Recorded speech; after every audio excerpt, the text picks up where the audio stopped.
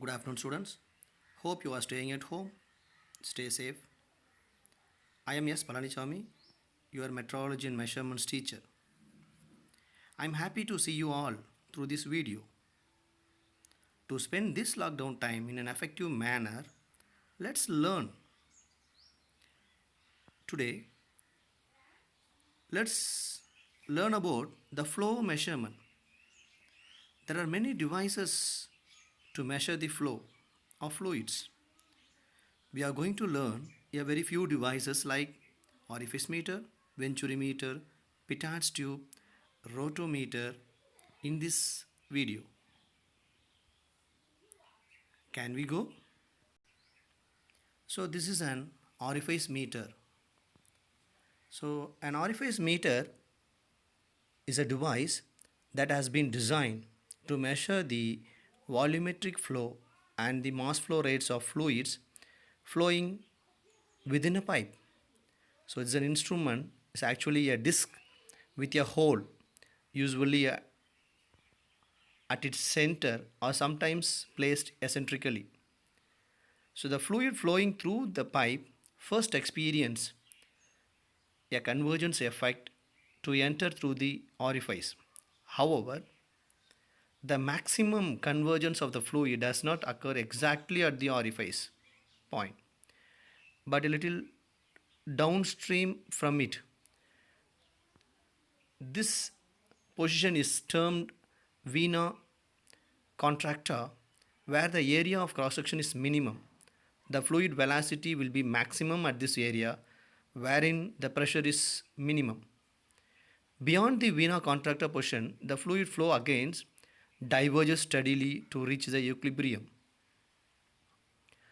The velocity of the fluid is determined by measuring the pressure difference between the flow at the vena contracta position and the normal flow.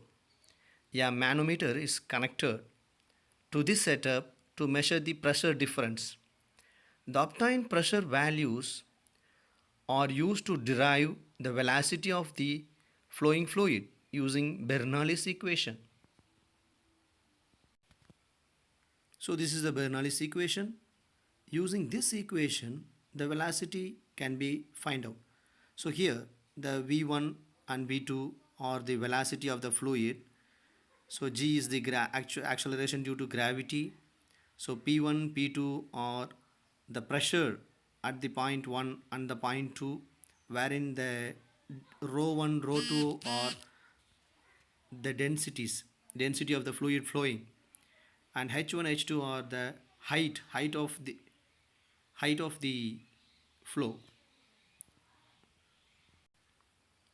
So finding these pressure difference, area, densities, knowing the densities of the fluid, so we can find out the discharge.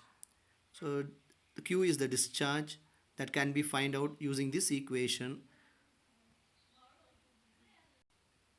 Once knowing the discharge, we can find out the velocities at the particular points.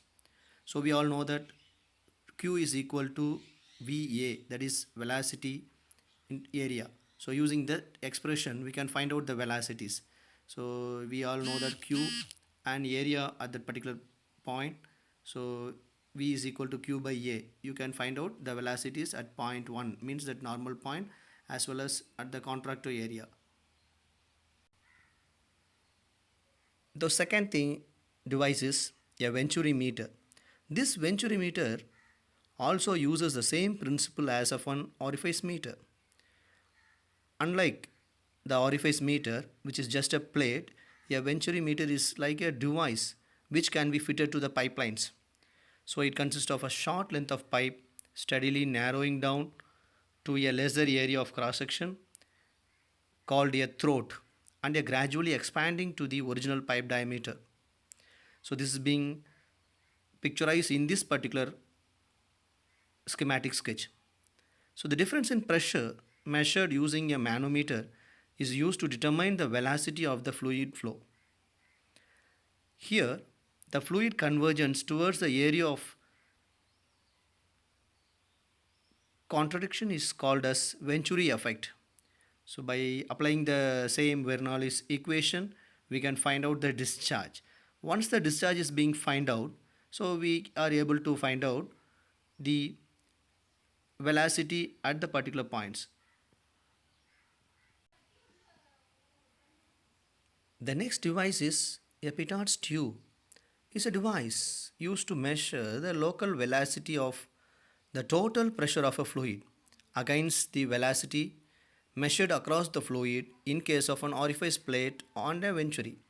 It finds an extensive application in aircrafts.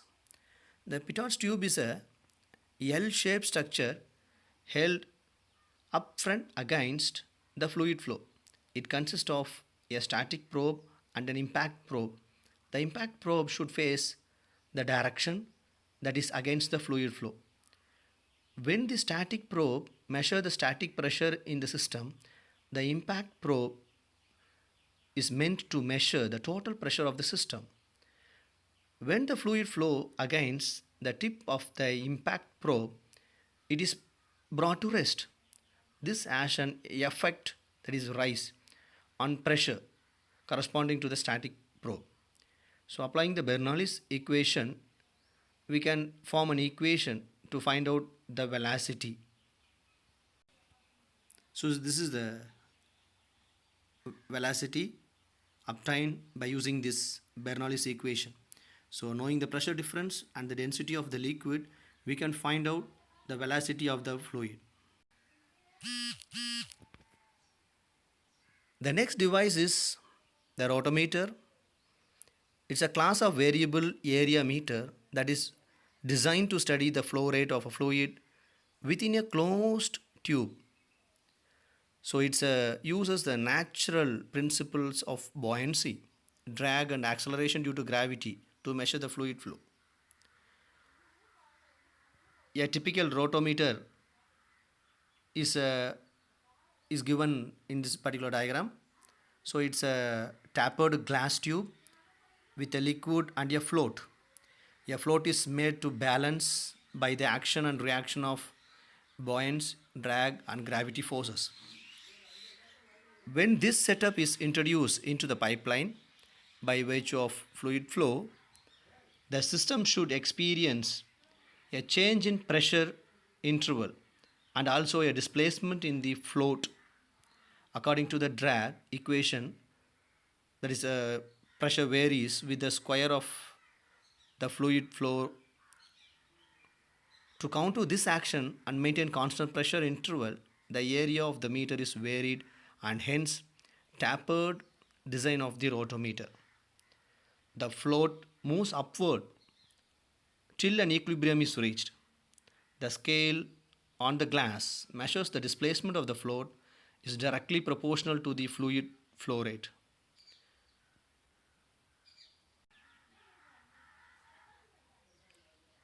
So the advantages of a rotometer are that it can directly measure the flow rate values, and its construction is also relatively simple and inexpensive.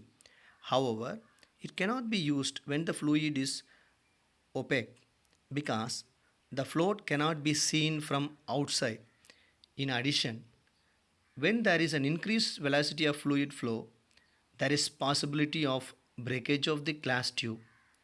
So these are all about the devices used for measuring the flow, right? Hope this video will give you an insight about the measurement of flow. Thank you students.